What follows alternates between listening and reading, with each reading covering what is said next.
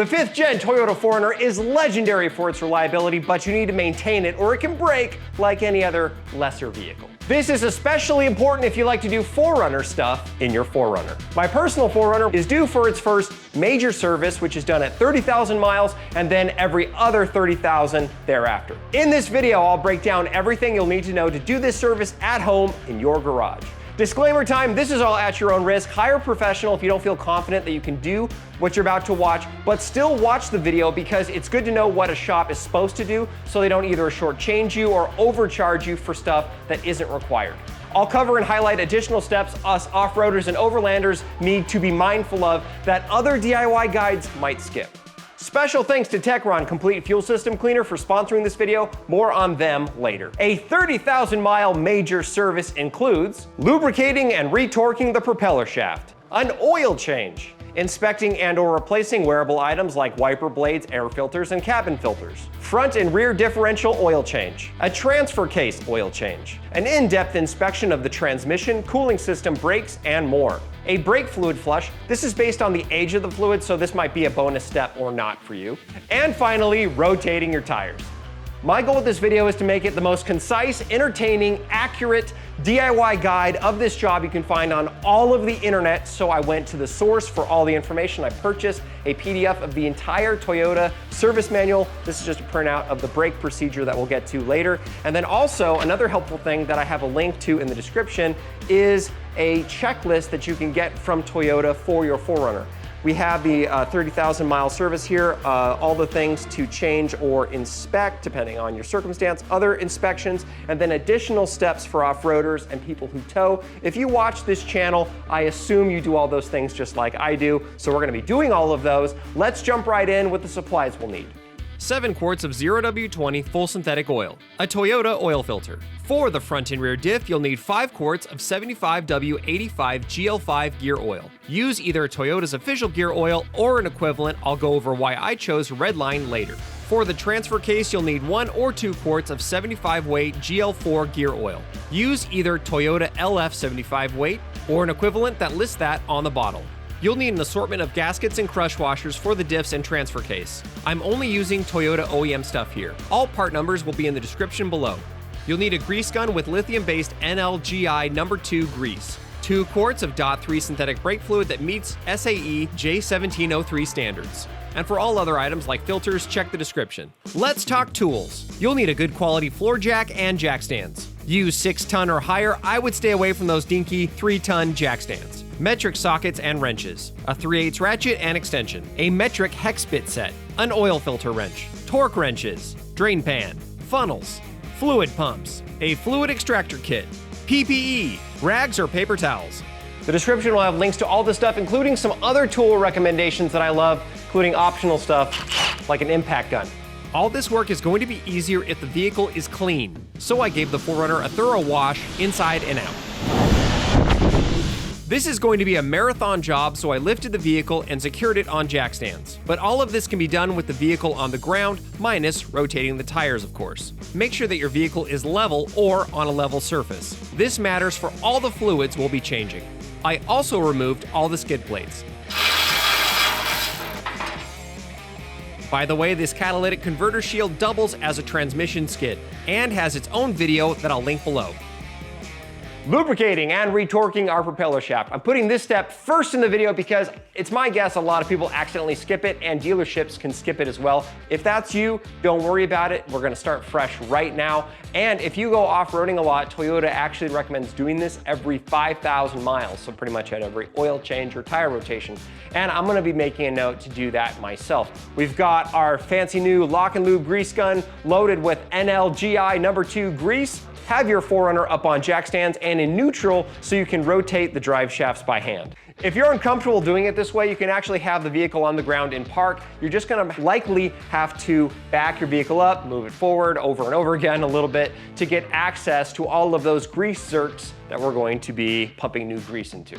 For 4-wheel drive 4Runners, whoo, that was a lot of 4s. I shouldn't have written it that way. Anyway, we have 2 drive shafts, obviously, right? We have one going this way, powering the front, another one going to the back, powering the back wheels.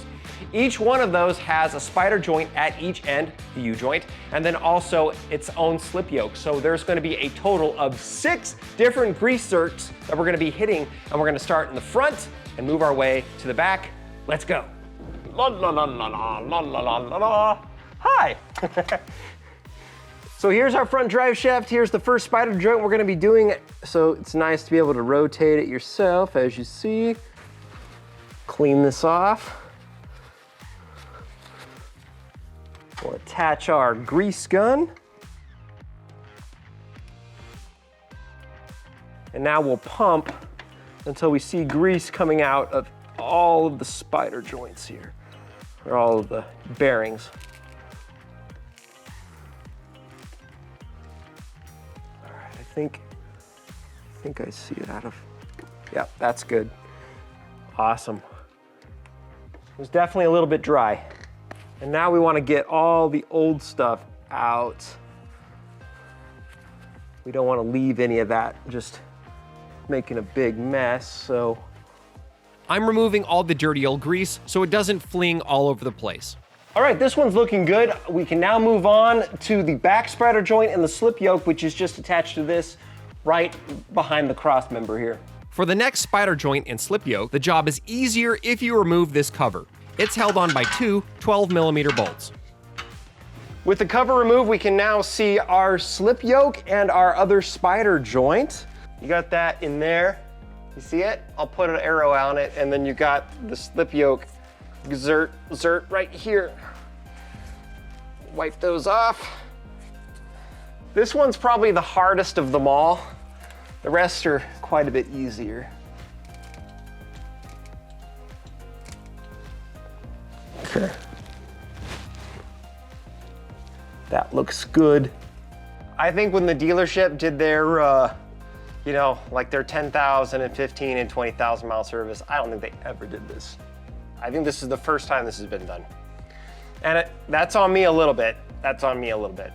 Spider joint done. Moving on to the slip yoke. We do not want to over grease this, because if you do that, it won't be able to slip in and out and compress as much as it needs to, which can cause damage to all of these things. So we are only going to put 2 pumps of grease into this, and then we're moving on. 1, 2. That's it. That is it for that. We've moved from here to here. So we got our rear drive shaft. We're just gonna keep on talking about slip yokes. This one is a little bit bigger, and you wanna put 4 pumps into this one. 4 pumps into this guy. 1, 2, 3, 4. Ooh, that's hard to get in. Uh-oh. Okay, after some minor setbacks, we are ready to go with a more narrow connection here, but less fun to use. There we go.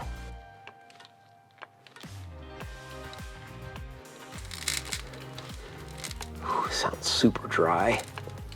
Beautiful. Big old mess. Let's clean it off. Gotta do it yourself. It's fun. It's fun to do it yourself. At least you know it's done. At least you know someone actually did something. Last one, right there.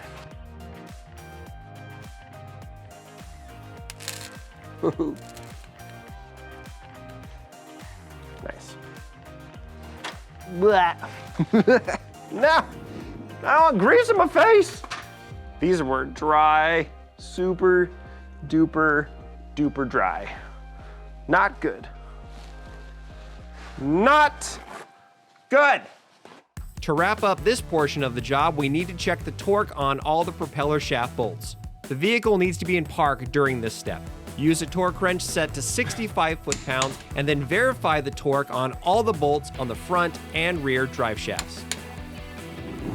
Hey, if this video is helpful and you enjoy it, please hit that like and subscribe button. Help Jason Explains Things reach 100,000 subscribers in 2024. Also, which is cooler, Tacomas or 4Runners?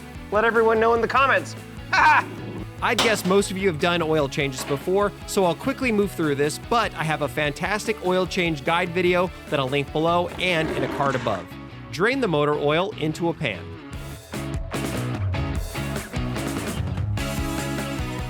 Remove the oil filter cap drain plug and use either the Toyota tool included with your filter or this rad Motivex drain tool to drain the oil from the oil filter cap.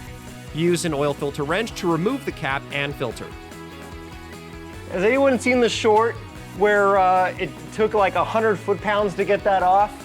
And then people told me that I was wrong about how these like expand in heat and stuff? Well,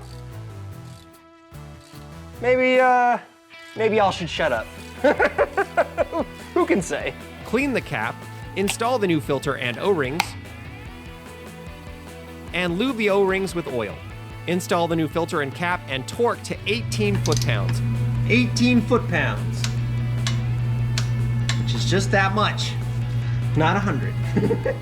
Install and lube the cap plug's O-ring. Install the plug and torque the plug to 10 foot-pounds. Reinstall your drain plug with a new gasket, or if you're interested in this Fumoto valve, check the oil change video linked in the description. Pour 6 quarts of 0W20 oil into the engine. Run the engine briefly, and then check the dipstick. And top off the oil till it reads full on the dipstick. It should be right around 6.6 quarts. Oil change done! Yeah! To reset your maintenance reminder light, simply go to the cog icon on your display, select Scheduled Maintenance, and reset it in the menus. If you don't have this in your menus, it's still easy. I'll have instructions in the description.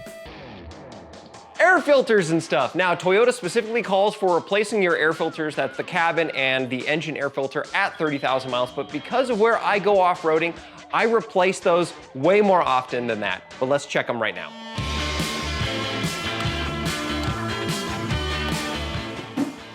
Okay, so this one is only a couple months old, as you can see, so it doesn't need to be replaced. If it was a little dustier, I could blow it off with some compressed air, but frankly, it's clean. Let's put it back in.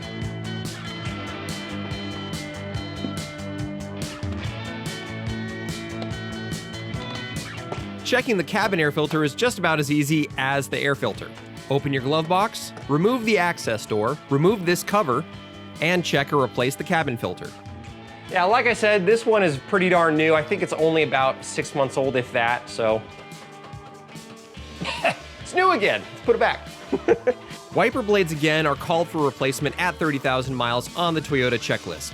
My recommendation is to replace them as needed. For me, that's once every year or so, way before 30,000 miles. Front and rear differential oil change. This step is especially noted in the Toyota maintenance checklist if you off-road a lot, haul a lot of gear, or tow a lot. Actually, if you're especially using it for towing, you might want to consider doing this every 15,000 miles, Toyota says. So what we're going to be using again is 75W85 GL5 full synthetic gear oil.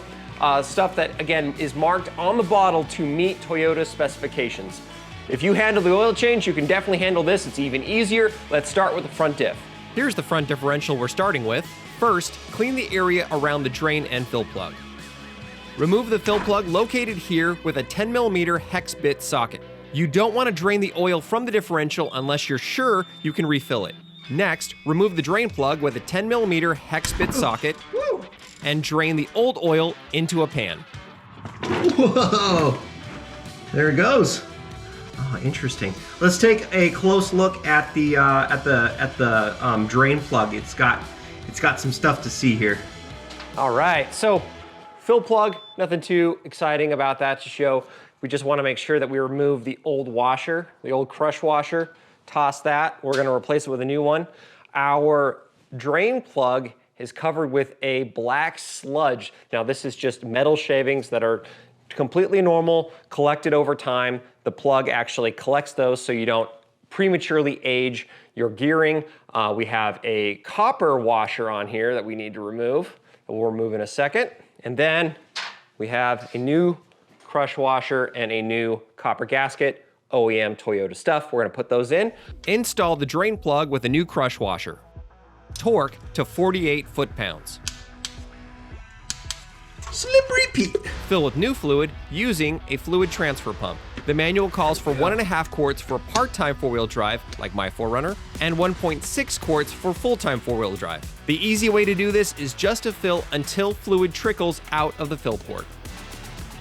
There we go. But again, the vehicle is completely level right now. We're on level ground. It's just trickling out. We'll allow it to stop trickling, and then we'll put the fill plug in. Install the fill plug with a new crush washer and torque to 29 foot-pounds. Take it slow because remember you're doing a crush washer. That's it.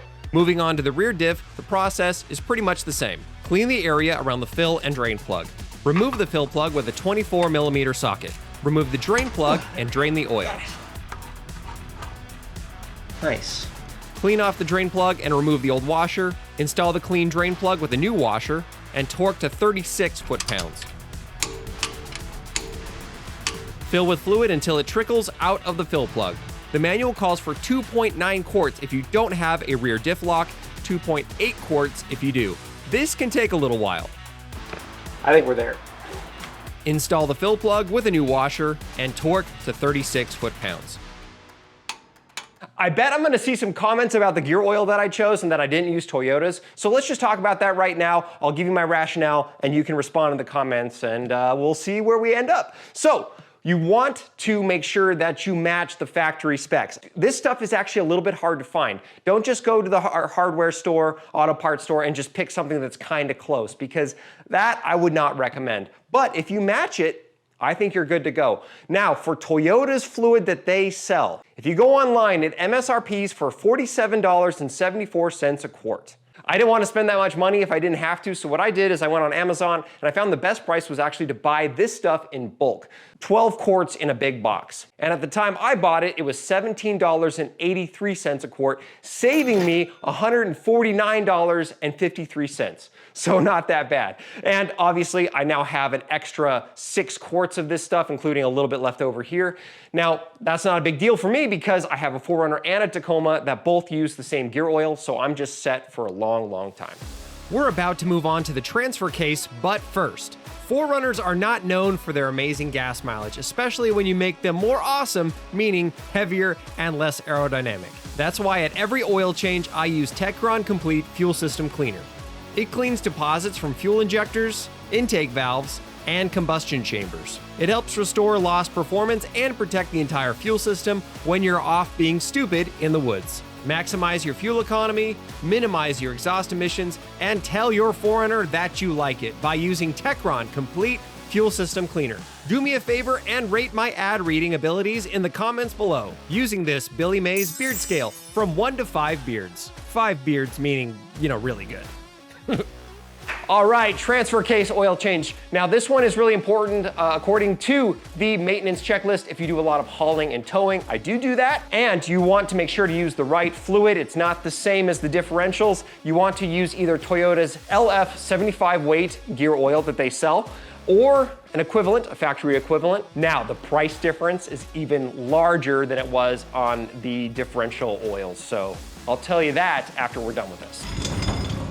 Remove the fill plug with a 24mm socket. Remove the drain plug, which is also a 24mm. See how far this shoots out. Woo! Oh, that was close. I didn't make a mess. Yeah!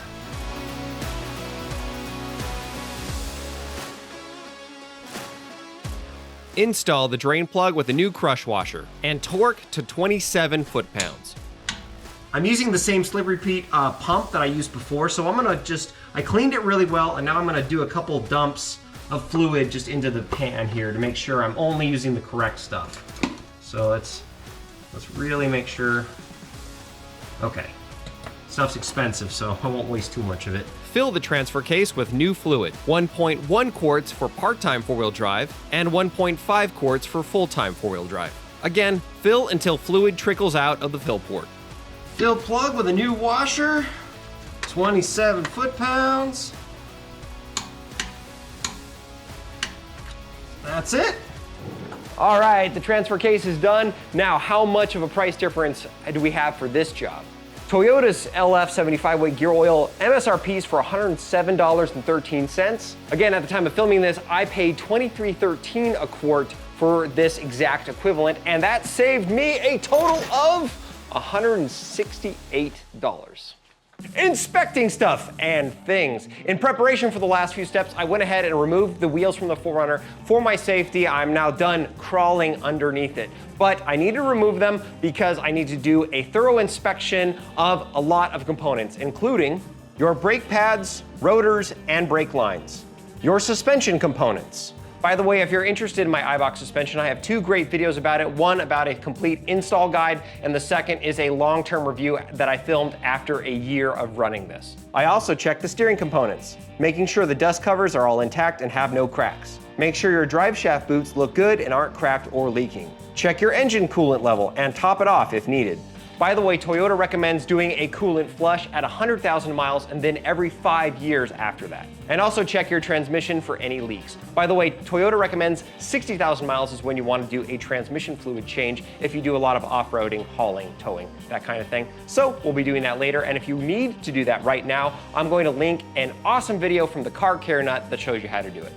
Brake fluid flush. Most 30,000 mile major service videos and guides skip doing a brake fluid flush, and they shouldn't. Here's why. Brake fluid absorbs moisture from the air over time, and this can lead eventually to brake fade and brake failure. Toyota recommends doing a brake fluid flush every 2 to 3 years or 60,000 miles, whichever comes first. So on average, 30,000 miles is probably the perfect time to do this, right? In fact, my 4Runner is almost to the day 3 years old. If your fluid happens to be newer, just jump to the next chapter. There are several methods how to do this, but I personally love using a fluid extractor like this one that I've used on lots of different vehicles and projects.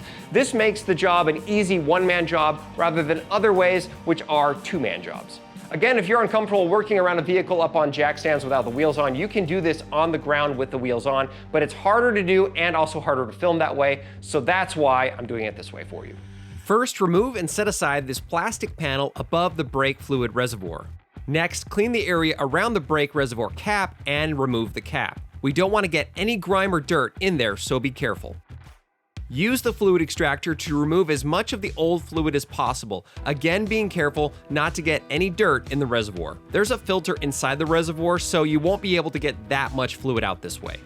Use only new, sealed brake fluid. Then fill the reservoir with new fluid to the max fill line. FYI, brake fluid is bad for your skin and painted surfaces, so be careful not to spill and wear gloves. And clean immediately if you do spill. Now we'll flush all the old fluid out of the brake lines at each wheel. On most vehicles, you start with the wheel farthest from the brake master cylinder and work your way forward. Usually this is passenger side rear, then driver side rear, then passenger front, and driver front. But the official Toyota service manual calls for this order instead. Passenger front first, then driver front, then passenger rear, and driver rear. That's why it's always good to check a manual before you do something for the first time, because this was news to me. On the passenger front brake caliper, remove the bleeder dust cap. Put a 10mm wrench on the bleeder. Then attach the fluid extractor to the bleeder. For a better seal, you can put some silicone grease on the bleeder nipple. Build up vacuum pressure and crack the bleeder loose to start extracting. There it goes. Stop, close the bleeder, and top off the brake fluid reservoir. If you allow it to run dry, then you'll get air into the brake master cylinder, which likely requires a trip to a brake specialist. This first one's taking a little bit longer than the rest of them will because I'm having to drain everything out of the reservoir. So I'm making sure it goes all the way to min, then I'm gonna top it off again, and then we'll probably be good from there. Once the fluid is running clean, close the bleeder. Torque to 8 foot-pounds. Top off the brake fluid in the reservoir and move on to the next wheel. Driver's side front, passenger rear, and finishing with the driver's side rear. Make sure the reservoir has fluid between the min and max lines. If you leave it too full, it could overflow and leak out later. Go back and check for any fluid leaks. To wrap up the brake job, put your 4Runner in accessory mode and check the brake pedal feel. It should be nice and firm as normal. Check it out. 3-year-old brake fluid, brand new brake fluid. It's good we did this. Jumping forward in time for a second, going for a quick drive, the brake system works great. I will say though, the two-person method might actually be faster to, if you use the pedal to pump the old fluid out, if someone's in the back operating the bleeder for you and there's another person with the brake pedal. The ABS pump actually expels the old fluid out faster.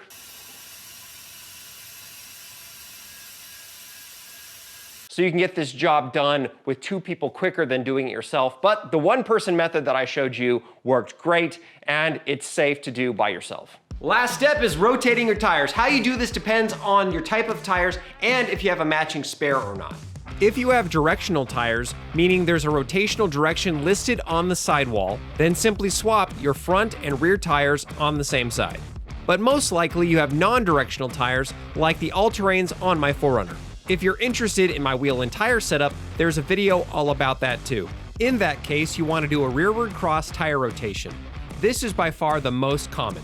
The back tires move forward, staying on the same side, but the front tires move to the opposite side in the rear. If you're like me and you have a matching spare that you want to include in your rotation, then do a modified rearward cross tire rotation. The 2 back wheels move directly forward. The front driver becomes the spare, and the spare becomes the new passenger rear. The front passenger wheel is moved to the rear driver. All that extra confusion helps your fancy tires last a little bit longer, so I think it's worth it.